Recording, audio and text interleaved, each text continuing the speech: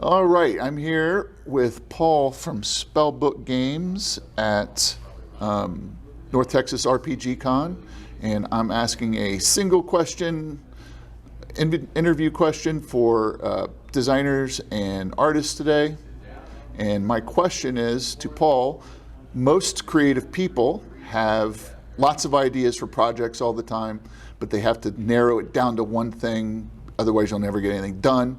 So when you're deciding about a project you want to work on, what about it makes you decide this is the thing I'm going to do right now?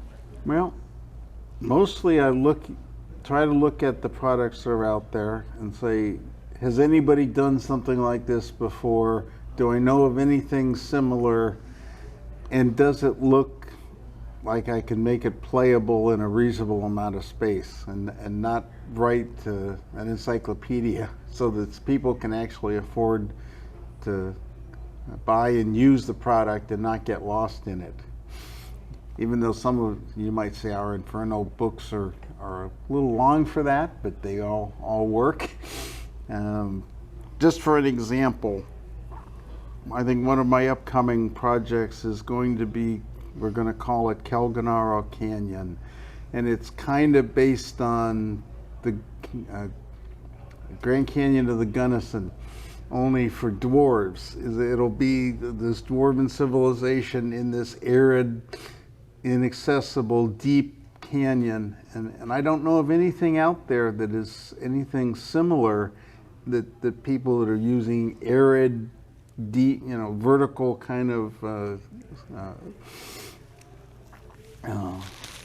terrain. A lot of what you see is pseudo-European terrain. Well, this is like American Southwest terrain. So if you have an unusual campaign, this might be a good fit for you. Oh, that sounds, you're right. There isn't, and the verticality is another thing that you don't see a lot of, or at least not vertical going up, maybe vertical going down, but not so much something up on the cliffside. So you've been at this a little while. That's right. Almost as long as D&D's been around.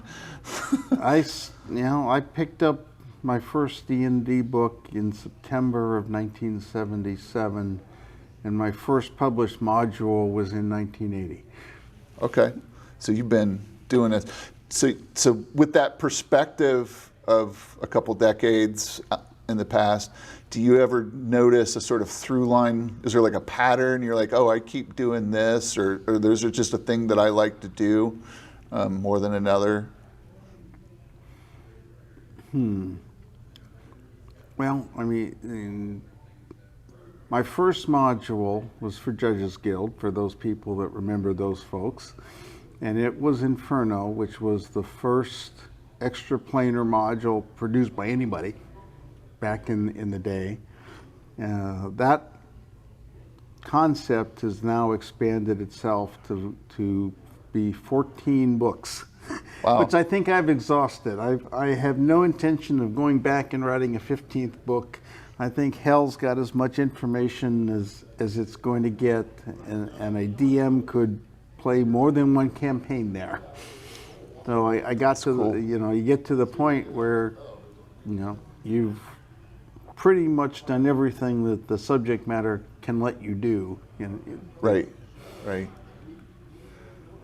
Well, thank you for talking to me today.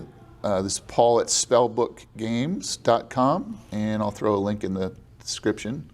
Sure. And you should go check them out. Somebody who's been around, seen the game for quite a while, seen all the trends and things come and go, and I think it's worth taking your time to see what he's got going on over there.